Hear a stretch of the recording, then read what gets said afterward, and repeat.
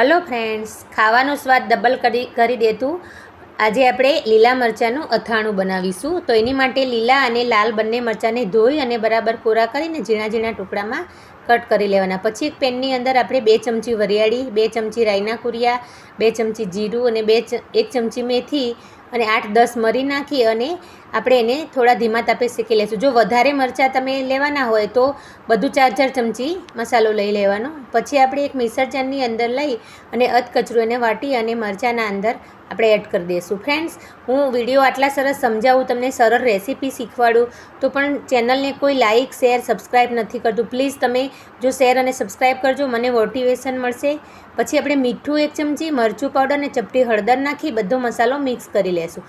અને પછી આપણે લીંબુનો રસ નાખીશું, અથવા તમે વિનેગર હોય તો વિનેગર પણ એડ કરી શકો છો. નહીંતર વિનેગર ના હોય તો 3 ચમચી લીંબુનો રસ એડ કરી દેવાનો, એટલે આપણું અથાણું પ્રિઝર્વેટિવનું કામ કરશે.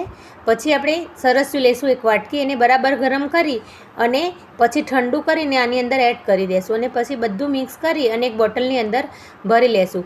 મારી રેસીપી જો પસંદ આવે તો લાઇક, શેર, સબસ્ક્રાઈબ કરજો ફ્રેન્ડ્સ. અને એકવાર તમે ચોક્કસ આ અથાણું બનાવીને ટ્રાય કરજો, ખૂબ જ ખાવાની મજા આવશે.